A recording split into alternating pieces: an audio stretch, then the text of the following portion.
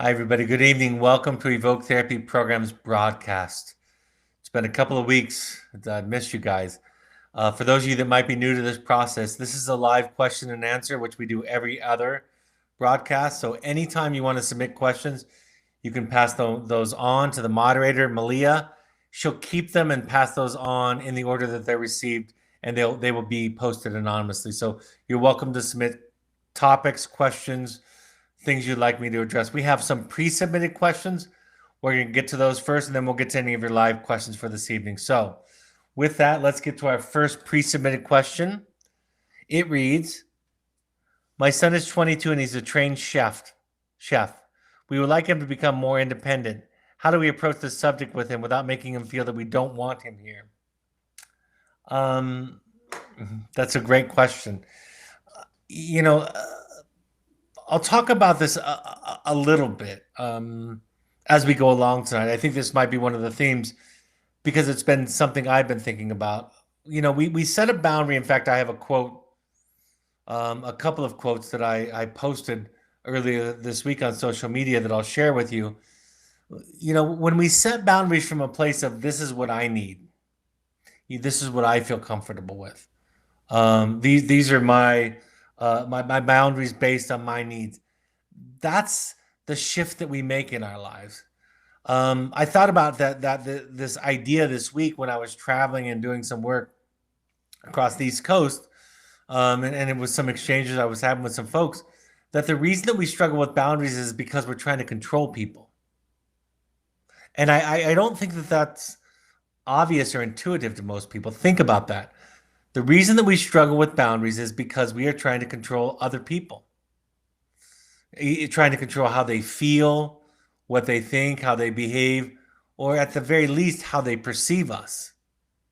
And so boundary work and the impulse or the drive to control other people are kind of diametrically opposed energies. So having said that, with this question, you can't really control how he responds or what he feels. You say it from a place of love and compassion and understanding and assertiveness, but you also say it from a place or you come from a place of self. And I think for parents, we don't know, or we're not never taught that it was okay for our needs to come first in our relationships with others. That's probably something we learned from our parents because our needs we were asked to subjugate or suppress our needs for their sakes, and so we grow up with this kind of unrealized energy in us that we don't realize that we have to take care of ourselves, that we have to secure our own oxygen mask first. So I think in your question is the anxiety about how he might feel or how he might interpret it. And what I'll say to you is, and I'm not saying this coldly or without compassion, but you can't really control how he feels. You can only control where you're coming from and what you're saying and what you're needing. And if he feels hurt or rejected, you can listen, you can be compassionate. Don't talk him out of that. Don't try to in any way suggest that he ought not to feel that. But rather let him feel that. So it's a healthy place to come from for you to want him to have your own space and to be independent and from you. Again, if you're trying to control or manipulate him, boundaries are going to be tricky because you're always going to be asking the question in the context of how do I get the outcome that I want? So I share this slogan often that I'm about to share with you. It's become a mantra in my life. First started off with working with certain kinds of clients and a certain diagnosis classification, but I realized that it has application to all of my life and even my personal life, which is you don't get to win, you get to choose how to lose. So if you're trying to establish a healthy boundary with your son, which it sounds like you are, you really don't get to win. You get to choose how to lose, which means it's going to come with a cost. He might feel about you or think a certain thing about you over which you have, of course, no control of that. So thank you for that. The next question is, in working on letting go some of my habits, I often see that no part of me wants to keep it. For example, feeling embarrassed and responsible for a bad performance I am attending as an audience in a theater. but it happens involuntarily. What's a good approach for dealing with this? That's a really deep instinct, right? It's hardwired into you. So learning how to unravel or unwind our kind of internal shame response, even like you're talking about sitting in a theater and feeling bad about a bad performance, that was at one point in your life a coping mechanism, right? Really what you're describing most likely is you're compensating for your parents' fragile ego. That might sound a little bit of a leap for a lot of you, but that's probably where it came from. If not your parents, other authority figures or adults in your life. And so you're wired. Some people call it in pop psychology being an empath. I call it being, having an anxious attachment or being codependent is another pop psychology term. So you're wired to take on the feelings of other people. And then what you found as a child, like all of us found to some degree, is that if you took care of that person, prioritized that person's needs first, then there would be a place for you. You would be welcomed. You would belong. You wouldn't be abandoned. So while it might not be serving you right now, while you might want to consciously get rid of it, still the in my experience, this is just my experience, the healing is in going back and finding out the original context, the original programming, the original, where it got hardwired into you.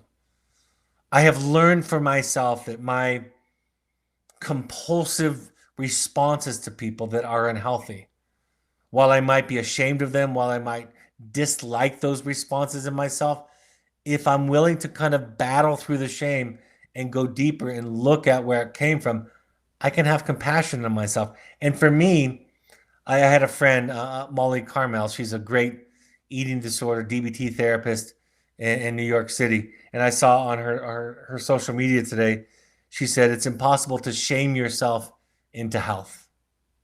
You can shame yourself into certain behaviors, but you can't shame yourself into health and well-being. And so we have to set aside or work through or battle through our shame.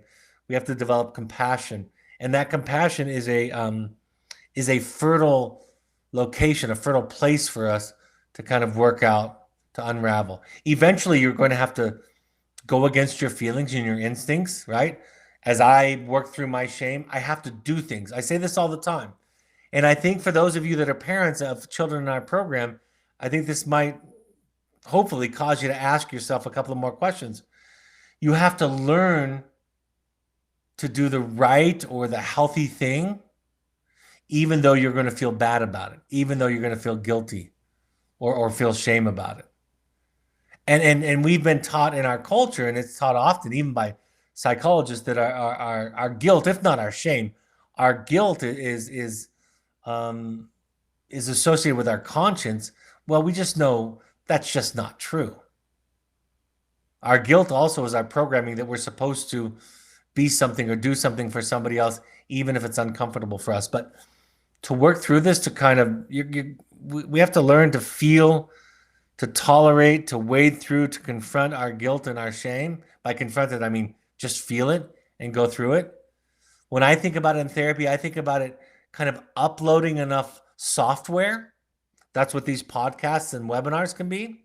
That's what books can be. That's what other self-help education can be, but also our therapy or our 12-step support groups. All of those things we're uploading new software, uploading new scripts, new dialogues, new narratives, new ideas that allow us to tolerate walking through a new behavior that will cause us fear, anxiety, and guilt. And then we learn and we know after time that as we do that, when we have just enough new programming to do the better thing for ourselves, even though it feels horrible, over time, it starts to feel less and less horrible. So thank you for that. It's a very deep, nuanced question. The next question reads, my daughter is an Evoke graduate and feels like it was a transformative experience. Since she is currently at a therapeutic boarding school, but feels like the wilderness experience had the most impact in her journey to find herself. With that being said, what is your view on the value of an intensive for me, her mom, a single parent trying to grow myself. I cannot say this too emphatically or with hyperbole. I personally cannot think of a better contribution to your children, to your marriage, to your friendships, to your work relationships, to your extended family relationships. I cannot think of a better gift than doing your own intensive work, either as a jumping off point or as a therapy accelerator. I've shared with you all that I've done 9 as a participant. 9 as a participant. Some of those were there was a couple one in there was an individual one, there were men's groups in there, but doing your own work is the gift that you give to your kids. And I could explain this further, but you will add to their gains by the kinds of shifts that happen into this. So I can't sell it enough. I not only do I do it, but I pay for people to go. My adult children, because they've wanted to go. My wife is gone. My key employees, I paid for friends to go to these intensives, full price, the full fare. Sometimes not at our program, but at other programs that I respect. So I cannot overemphasize what I place on, the value I place on doing your own work. And intensive work for me has been for me and the people that I've mentioned, has been a huge addition to their therapeutic practice, whatever it is. So somebody writes, how does Evoke or wilderness therapy programs generally review diagnoses that are heavily weighted in mental illness, for example, bipolar or borderline personality tendencies? How does clinical staff accept or decline applicants, especially if medications are not stabilized? Malia, will you go to take a screenshot if you can, or at least get the link for the podcast, the Invisibilia podcast? It's on NPR, Invisibilia, and it's the episode that was on July 1st, 2016, and kind of share that link here or that screenshot here, because they talk about diagnoses there, and I wanted to reference it. Diagnosis is just, it's an evolving thing. It's like all of science, right?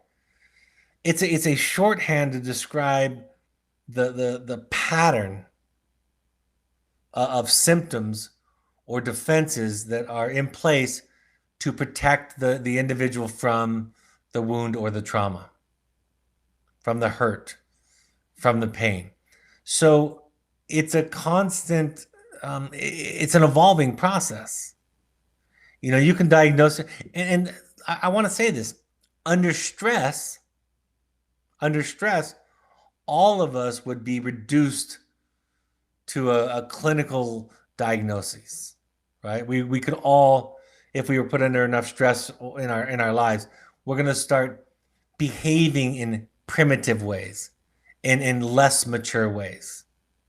Everybody knows that intuitively, right? And in a moment when you're feeling anxious or threatened or hurt or frustrated or angry, you don't become your best self. You regress back into more primitive levels of functioning. So for us, it's a dialogue, right? You're saying, this is what it looks like. Can it change over time? Yes, it is. Can you get out of that pattern? Can you get above that pattern? So we use it as a shorthand, and somebody might have one diagnosis in the beginning and one at the end, and we're taking into account the intervention. We're taking into account the medication or the adjustments of medication. So it's just a working diagnosis. As therapists who are licensed to perform mental health services, what we know is that medication will sometimes reduce symptomology. So if somebody's taking medication for bipolar disorder or depression or anxiety, we take that into account, and we're going to offer that diagnosis on the front end, because while it might not be manifesting itself in daily life, it's because it's medicated. So it's just shorthand. It's just a way to kind of communicate what it looks like in general, at a deeper or more down to earth level, you're always meeting somebody where they're at. The reason that I asked Malia to share with you the podcast link that's on here, which I recommend to all of you. It's called The Problem with the Solution. It's on the NPR network. The specific show is called Invisibilia, and the date is July 1st, 2016. And she has the link there. But one of the things that they do with these families that host these individuals that are suffering from mental health is they don't tell them the diagnoses. You'll understand what I mean if you go into that podcast. And they were asking them, why don't you understand the diagnosis? And they said, because people have this predetermined idea about what it's going to be and what's going to be the solution to the problem. And we'd rather them just get to know the people. So diagnoses can help you. It's predictive of future behavior, but it's always evolving, and it's just a shorthand, and it's just a description of a pattern of behavior that is there to protect or defend against wounds or trauma or stress. Somebody writes, can you elaborate on don't work harder than your son? Makes sense at first blush, but if we're each working on ourselves, where's the issue? It's not a competition. Great question and good point. It's about, it's a feeling. It's an energy of trying too hard and being attached to the outcome. I had a friend, a colleague, say years ago that his son, who was struggling with substance abuse disorder, cocaine, some other illicit drugs, and he said to me that he stopped drinking. And I said to him, I didn't even know that you had a drinking problem. He said, I don't really, but in solidarity with my son, I quit drinking. And I heard that and I thought about it. And then, months later, when his son has a relapse, he called me with resentment. I've given up, alcohol, which wasn't even a problem, in support of my son. And my son relapsed, and I'm feeling resentful and angry with him. And I said, I think you were working too hard, working harder than he was. Writing letters. There's something valuable about meeting them where they're at, of kind of mirroring the level of energy or investment. You're right that it's not a competition. You're right that work on yourself. It's working on the relationship harder than the child. It's working on the child harder than the child's working on the child. Working on yourself, there's really no limit to that, right? You can work on yourself as hard as you want, but it's the working on the relationship or the communication or the child's work harder than the child is. Let's say the child is given a book on ADHD, for example, and you read the book and he or she doesn't.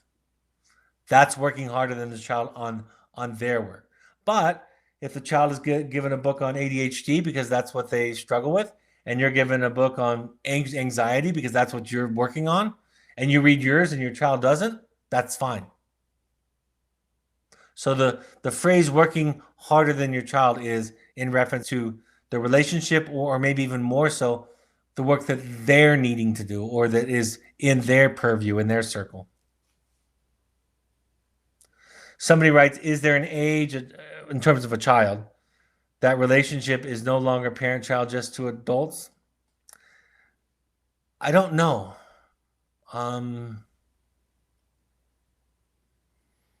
I don't know. I don't think so. I think you'll always occupy a different space. I think it can mature. I mean, I'll speak for myself as a child, not as a parent. My work, one part of my work, has been to free myself from the role of being my mother's son, to not carry what she hands me, to not worry about what she thinks about me. A Buddhist teacher said to my therapist many years ago, I've shared this quote. She said, the Buddhist teacher said to my therapist, he said, in order to grow up, you have to kill your parents, metaphorically speaking, of course. And my therapist responded and said, I think to grow up, you have to kill everybody. In other words, put aside what other people think. So I think as a child, we try to get clear of the dilemma and the cycle. But I think as a father, I think I'll always consider that my disappointment or my pride in my children lands very heavily on their shoulders. But I think from the child's perspective, we try to get clear of it. Somebody says, how do you hold a boundary when the child keeps escalating to the point of intentionally swallowing a bottle of pills that would cause death without medical intervention? You call the police, you call 911.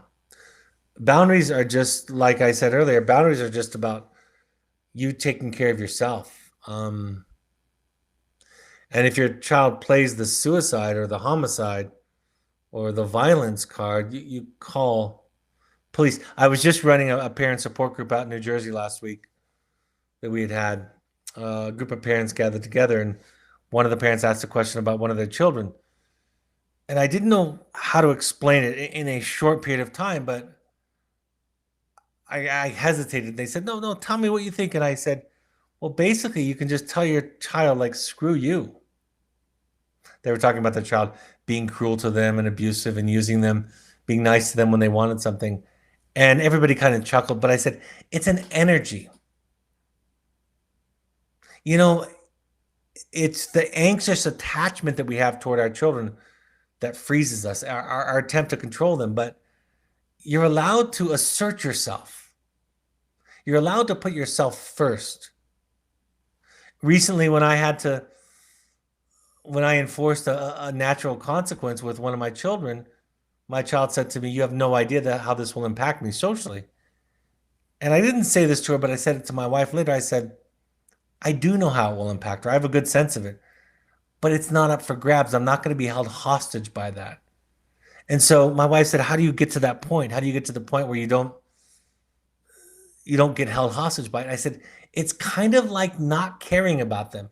And I know that sounds strange, and I don't mean it literally, but that's kind of the closest thing to what it feels like. That's why when we get angry, we often can set the clearest boundaries because we're so angry, right? We're just so angry at the child or the person or the boyfriend, girlfriend, whatever it is, that we end up setting a really tough boundary. So if your children escalate it, you can only do what you can do. But at the end of the day, you're not in control of your children. And neither am I. What I said to my child with relation to that consequence that I'm describing is I said, I cannot stop you from doing this behavior. And I know that. And so you're going to have to figure out if this is the life that you want. But it is it would be my attempt to control or manage or hold on tight to the behavior that would lead to the power struggle. But boundaries are outside of a power struggle. Like I said, boundaries are about not trying to control people. And it is our instinct. I think this is one of the greatest ironies of this work. It is our instinct to try to control others that leads to our inability to set boundaries. And when we let go of controlling others, we tell the truth about how we feel, what we think, what we can and can't do, what we are and aren't willing to do. And we recognize at a simple and profound level that I can't control you, but I can control me. I can control how I react to you.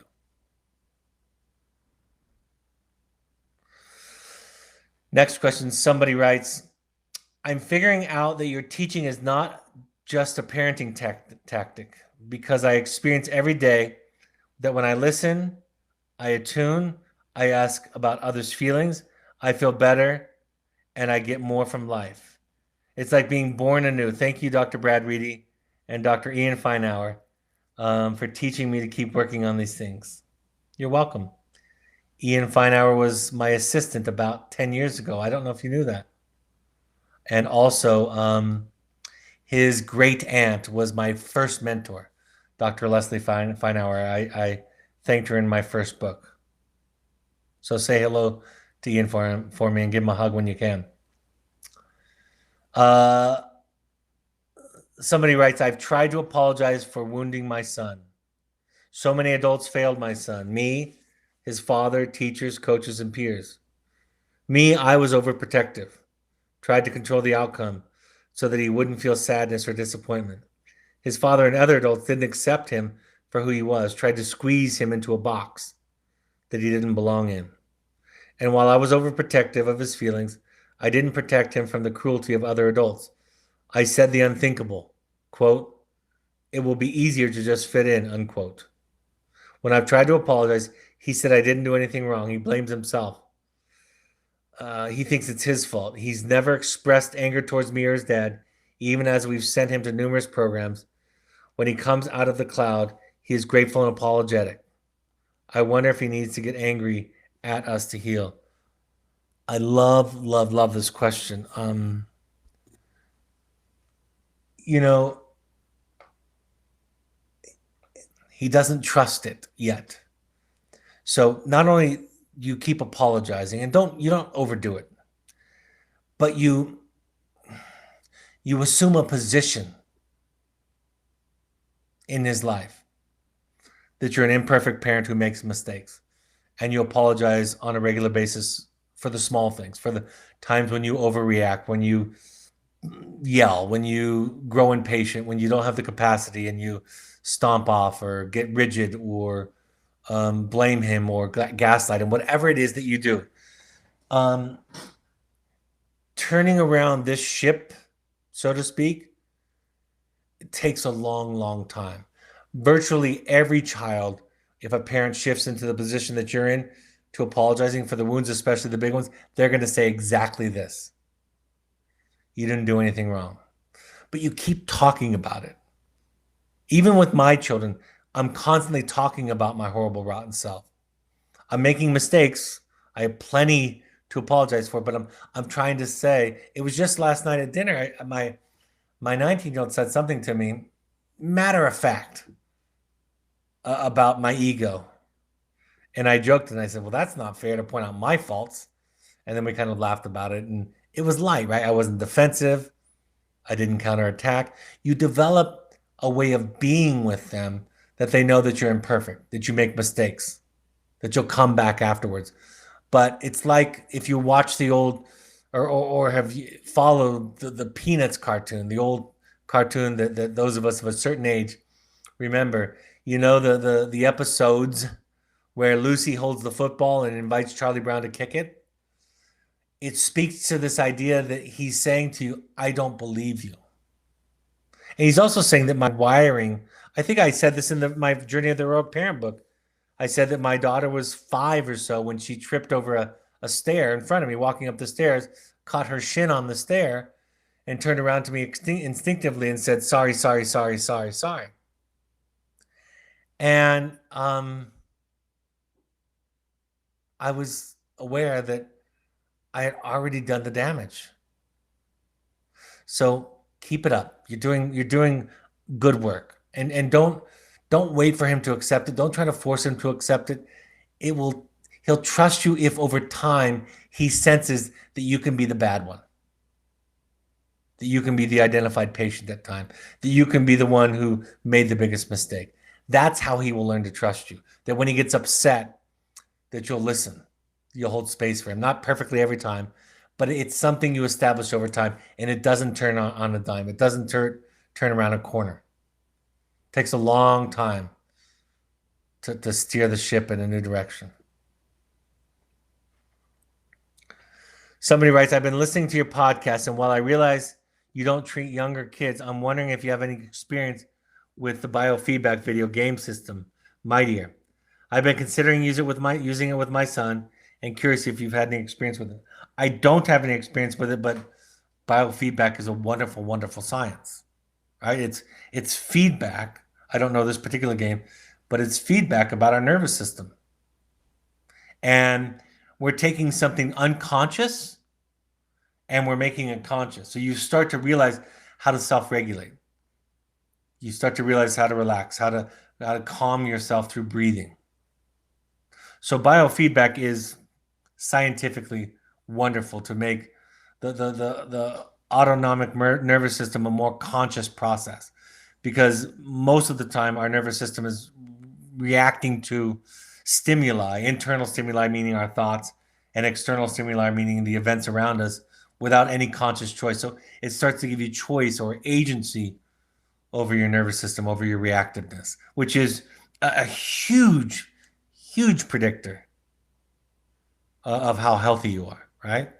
At some point, we'll know scientifically so much more, and we'll realize that it's just about our nervous system, what's happened to it, how it's become hardwired, and that the things that we do in the world, the things that we do well and poorly, are so closely related to nervous system regulation.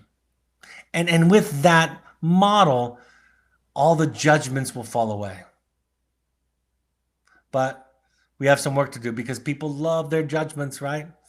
They love their judgments mostly. We love our judgments mostly for one reason, because we love for evil to be outside of us.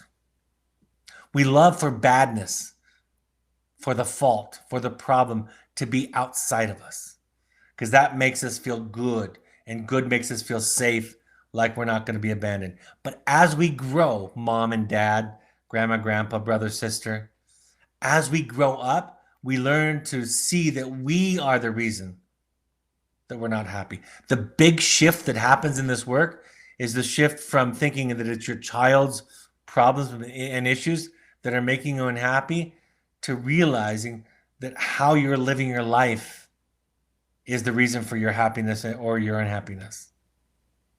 So that's a little bit of a tangent for the biofeedback question, because I don't know that game or that specific tool, but biofeedback is wonderful.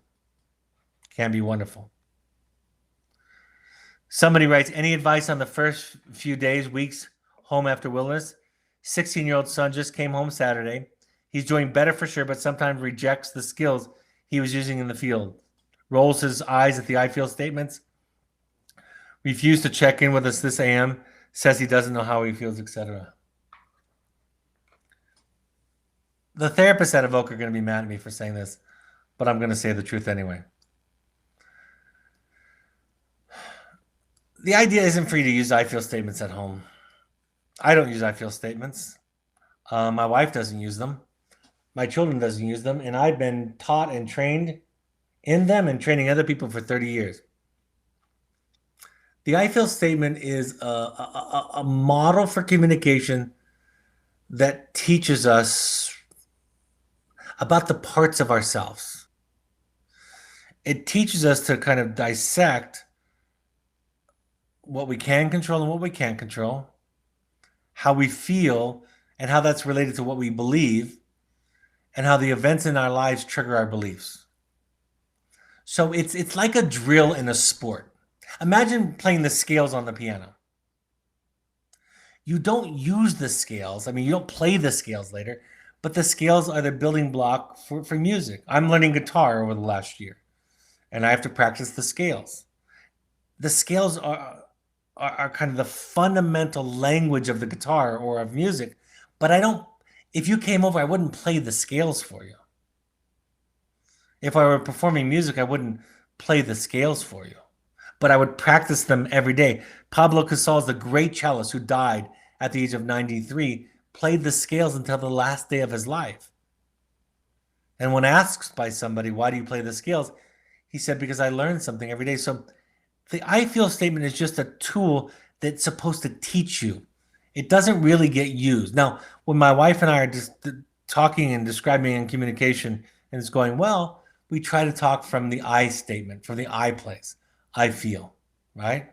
But one thing I've learned about it for my family, don't shove somebody into a corner and make them do it. You know, if I were to shove you into a corner and make you use the I feel statement perfectly, like speak in the I statement, because that's humiliating, right? That's abusive. My job is to learn to heal the to learn to hear the I feel statement. That's what I'm supposed to take out of the I feel statement. And then my job is to learn to speak using those principles. That's why I like the 8 tools, and we've been moving toward the 8 tools more because it's a broader look. Look at the webinar or podcast on 8 tools for transforming relationships, or I also have a chapter about it in my new book, The Audacity to Be You, because it's it's it's really about learning about yourself and a tool for self-discovery. But he's probably feeling pressure. He's probably feeling like there's zero tolerance, or he's probably afraid that he's going to send back. So giving him some space and finding out a way to kind of unravel what's going on for him is important, but I wouldn't force the tools right away. They're in there. He'll never forget them. But like any exercise, playing the scales on a piano or a guitar, even drill, if you were practicing drills in a basketball game, you don't use the drills in a game.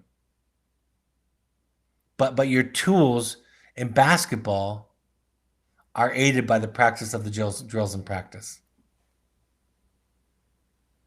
All right? Hope that makes sense. Somebody wrote this. Hi, I recently wrote a letter alerting my son that we decided he would need continued therapy at a boarding school.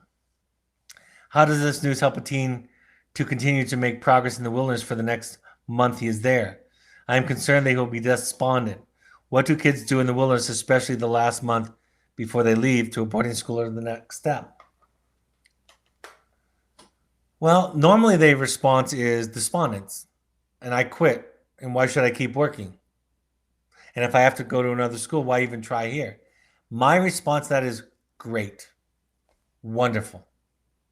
Because if you were doing it just to get out of here, if you were doing it just for these 10 weeks to get home, it wasn't going to last. So that reaction, that deflated kind of reaction to your news, that's okay. Now we get to see what happens when he bumps up against a boundary, when he doesn't get it as fast as he wants, right? I like to, ideally, in concert with your therapist at Evoke and working with them, I want children to know the probability, if not the absolute certainty, of them going to a therapeutic boarding school after wilderness as soon as possible. I want them to give up in week 2. Unless there's a safety issue, I want students to know of the probability, if not the certainty, as soon as possible. I don't want to build this progress.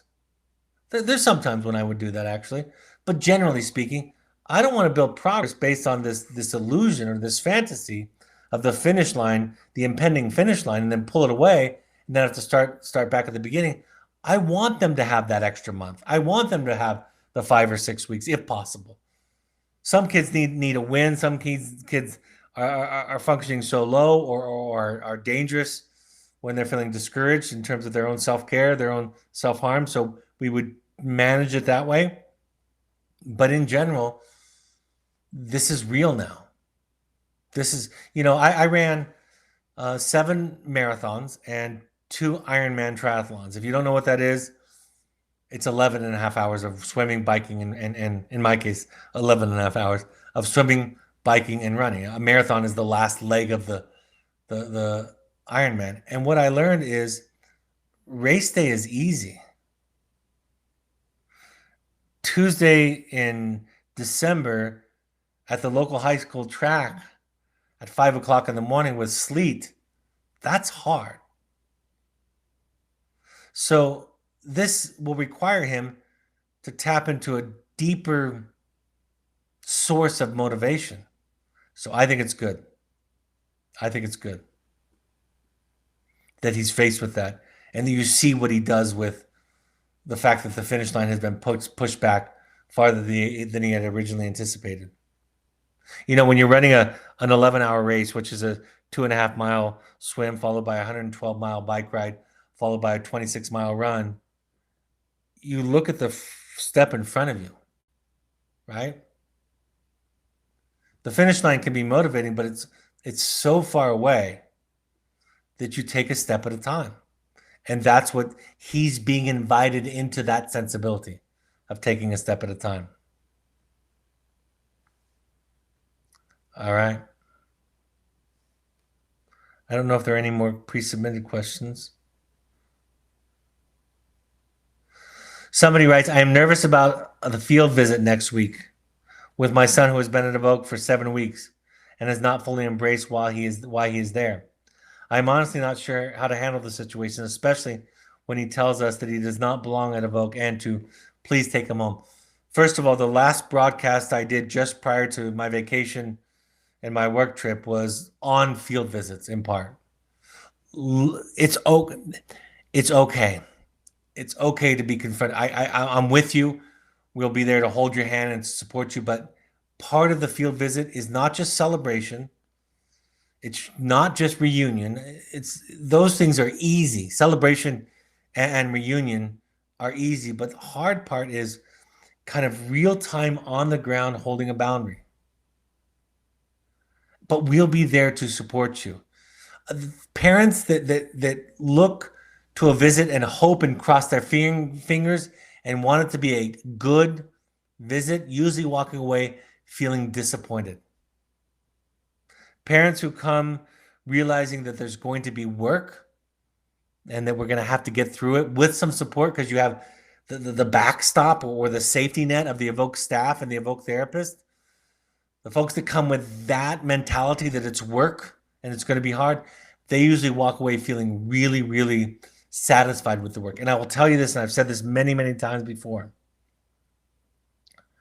I will tell you that my most memorable and meaningful visits that I facilitated with parents visiting their children in the field were the hardest ones. Were the ones where a parent had to set a really tough boundary because their child was being inappropriate or abusive or manipulative. Where the child shut down or disengaged. And while those were only a handful out of the hundreds, if not thousands of visits that I facilitated, I'll tell you that they made the biggest difference in the family. So I don't want to take away your fear and your anxiety, but I want to support you in it and say we're there. It will be of value because you might be confronted with exactly what you're afraid of being confronted with. But that's the whole purpose of Evoke, is to develop a practice and a skill set, because you're going to have that at home. You're going to have that at home in 1,000 different ways. So watch the broadcasts that I've done on field visits. Come ready to work and let us support you. Let us support you.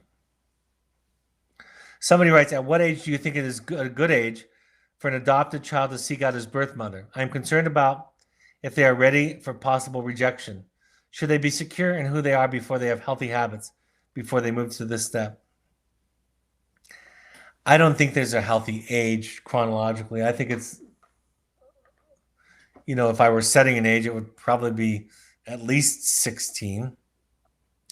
It would also depend upon if the child's in therapy. If they're in therapy, I would defer to the therapist somewhat or let them do it earlier. If they're struggling with mental health issues, I would probably push it toward later, and at least till adulthood, 18, which I'm sure that they have, if they have access to them now or the records, they can probably choose at 18, but I would base it on their emotional maturity. I'd base it on, their emotional maturity, no age specifically. And if they're in therapy and letting them lean on the therapist, I feel pretty good about that. But I wish I could give you an age, but I don't really have one. It also depends on the parent, right? How they're going to engage, because that's going to make a difference. There's so many variables there. It's a really hard one. Work with your therapist, your home therapist. Work with your child's therapist if they have one, to develop an answer that you can feel good about, that you can feel connected to the answer. It can feel right for you. Somebody says, when working through your childhood trauma, through therapy, workshops, intensives, etc., at what point do you know that you can move on? At times it feels kind of like overkill. I'll let you know when I feel like I can move on. I'm not held hostage by it. See, therapy, going back into your childhood, you don't get stuck there. necessarily. You go back there to move through it. And what I know about myself day to day is I realize what I was just talking about this with my wife, with the folks that I was working with last week. Like, I still carry around themes, energies, impulses from childhood. But because I've done a lot of work, I'm in touch with that. I know where it comes from. It's the difference between your wound having you and you having your wound. I don't have the experience of it being burnout or overkill. I don't, because I'm trying to sort it out. I've been with my therapist that I have right now for 22 years and another 8 or 10 years off and on before that with other therapists in my life. But I'm not stuck. My weekly therapy session, which happens on Fridays mid morning, is not a burden. It's the hour I look forward to. So I'm not going back to get locked in or shackled to the old story or the old wounds. I'm going back there to see how is it affecting me today. The idea would be, frankly, if you don't look back, you will be shackled by it for the rest of your life. If somebody's trying to force you to look at it, that's another thing. I should say that. If somebody's trying to push against your instincts, if you were my therapist and you did not want to talk about your family of origin, guess what? We would not talk about your childhood or your family of origin. That's another point I should make. If you think that there's a should or you have to, or it's the right thing to do, you're going to burn out. It's not going to work. Sometimes I don't talk about my childhood with my therapist. Sometimes I talk about movies. Sometimes I talk about cases that I'm dealing with. Or this week I'll be talking to her about the Simone Biles narrative that's happening in our country and what that means, because I'm curious about her thoughts with that as I've been thinking about it all week. So there's no should in doing your childhood trauma work. It's just that our experience is that unless you've grappled with that and dealt with that to some degree, you're still going to be a prisoner to it, not the other way around. Folks that don't do their childhood work are driven by it. They are driven by it. Folks who do their childhood work are freed from it.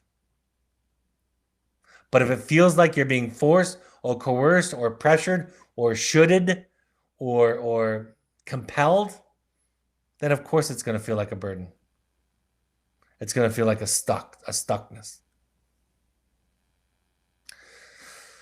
Somebody writes, what happens at the end of the Evoke program when most of the teens in your program, surely someone with issues needs more than 7 to 10 weeks to modify behavior. My granddaughter's in your program now, and my greatest concern is her returning to a home atmosphere where her father is guilty of extreme parental malpractice. My granddaughter probably cannot go to a boarding school after Evoke since she had to leave the one she was in owing to her vaping.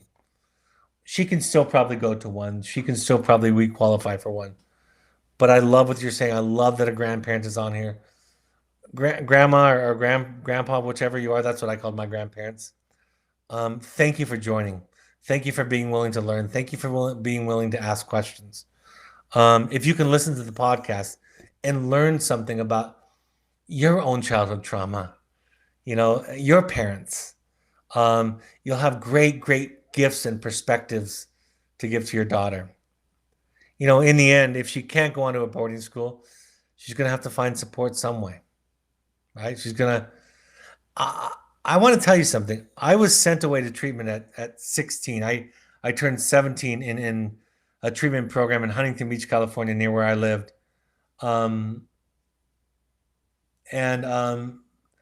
It's still with me today. And it went dormant for some period of time after I left. These experiences are transformative and changing. And while they might go dormant, it's like planting a seed. It comes out in your life as you grow. And you recall it. My son went to wilderness therapy. My 28-year-old son, he still talks about 2 or 3 of the lessons that he learned. So if she's going back to a system that is toxic or unsupportive, she's going to have to figure out how to deal with that. She's going to have to find tools or support groups or a therapist that can support her in that process. or bring with her the tools that she learned in wilderness to cope with that, because we get out of the program and our parents aren't fixed and our siblings aren't fixed and our teachers and our professors, they're for sure not fixed. They never even started. And our grandparents aren't fixed and our bosses aren't fixed and our coworkers aren't fixed and our neighbors aren't fixed, and on and on. So life becomes about how do you deal with this life, and you learn about boundaries and taking care of yourself. You learn about feelings and how to express them. In my experience, you have to find one person or a group of people to be able to talk to about them. That's why I go every Friday morning at 11 o'clock Mountain Time, because I want to have a place where I can talk and unload the burdens of my week. Thank you for attending and asking. Somebody writes, my son is 18. He was at Evoke twice and is now at a therapeutic boarding school now. He's home, or excuse me, he was after the therapeutic boarding school after. Now he's home with us and he's been doing okay. But this morning, since he didn't do his chores last night, I took off the Wi-Fi off his phone, as is planned according to the home contract. But he became very aggressive and grabbed my phone and put it on and cursed. I feel hurt and scared because I don't trust him not to do it again or worse in the future. What would you do? And my son knows that this behavior is not accepted by us anymore.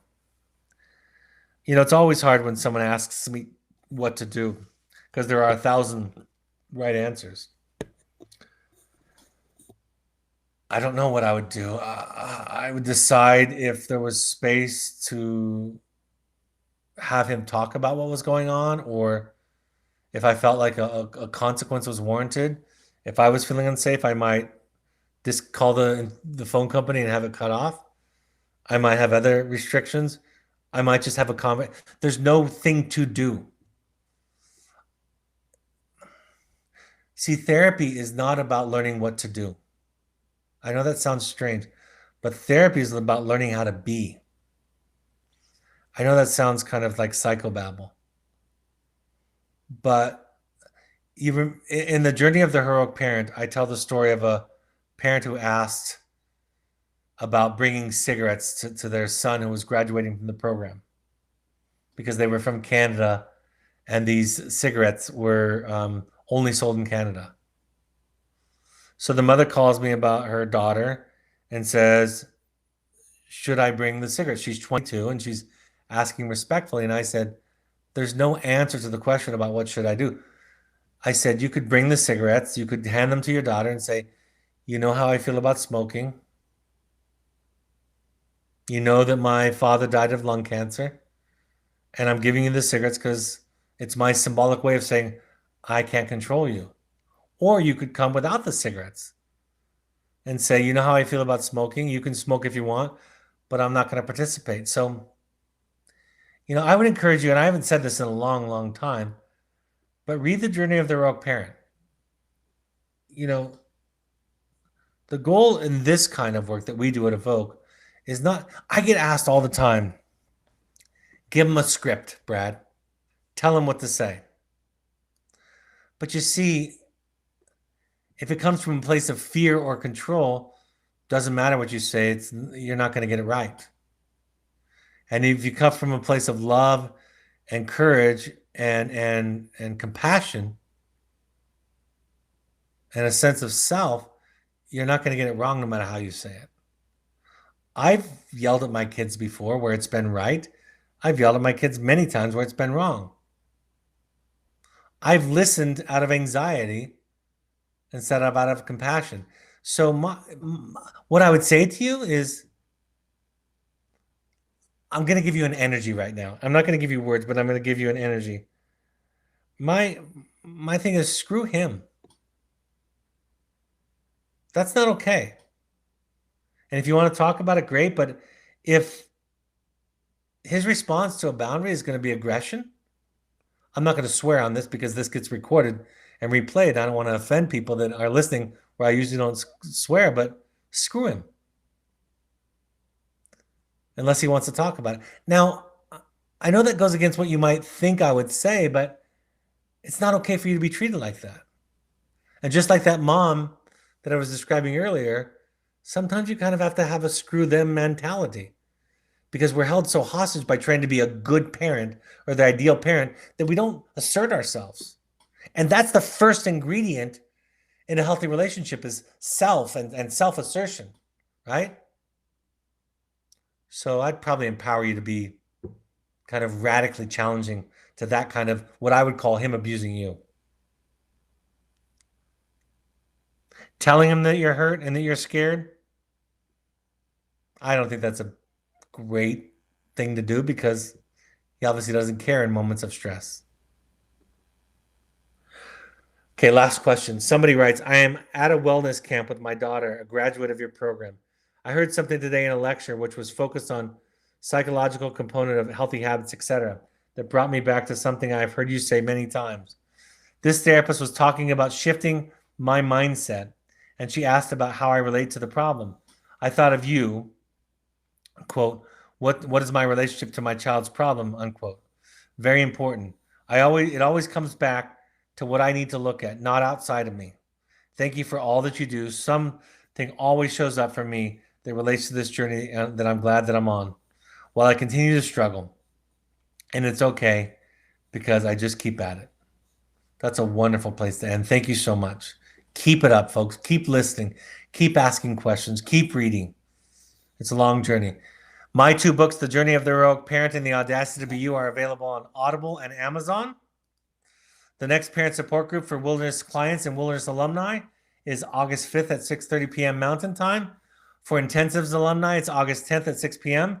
Just email Malia at evoketherapy.com for information or for registration. If you want to do a deep dive into your own work like I was talking about earlier, we have intensives August 11th, September 8th through 12th are our next ones. We also have them online. Our next online one is September 23rd. And then we're doing an in-person Returning to You, which is if you've done a Finding You already, Returning to You is our next one. Email intensives at Evoke Therapy for more information. We have coaching, online virtual coaching. So if you're looking for something like a therapist, if you're looking for a coach, think online therapy, then we have a group of folks that we can match you up with. It's become a very hot ticket. There are no contracts. It's just paid for by the session. So you don't have to sign up for a month or 10 sessions. We have pursuit trips, anywhere from 3 to 30 days. You want something to do in between programs or at the end of a program to cap it off, or you want to reconnect, or you have younger children and you want to do something therapeutic, we have our Pursuits program. We ask all current parents to go to any 6 meetings of any combination of Al-Anon, CODA, Families Anonymous, or adult children. You can also go to refugerecovery.org or NAMI.org for free support groups or classes in your area. All of these broadcasts are available on your favorite podcast platform. Just search Finding You and Evoke Therapy Podcast on any podcast platform, including Spotify and your podcast on your iPhone. Or you can go to soundcloud.com. You can find us on Twitter and Instagram using the handle @EvokeTherapy. You can also find @Evoke Therapy Intensives on Instagram. You can also find my social media using the handle @Dr. Brad Reedy. You can find us on Facebook by searching Evoke Therapy Programs or Evoke Therapy Intensives. And then we have a blog each week with great articles that Malia does a great job of curating. Thank you, Malia. Our next webinar will be this Wednesday, August 4th at 6:30 p.m. How to talk to your child and others about wilderness therapy.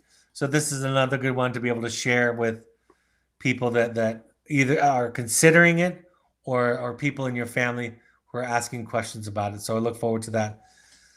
For those of you that attended, if you're a sibling, a grandparent, or a parent, thank you for and on behalf of your child. Thank you for and on behalf of the people in your life that are struggling, for doing your own work, because at the end of the day, the only thing you can do for others is to work on yourself, and the only thing they can do for you is to work on themselves. Take care, folks. Have a great evening, and I'll talk to you Wednesday night. Bye-bye.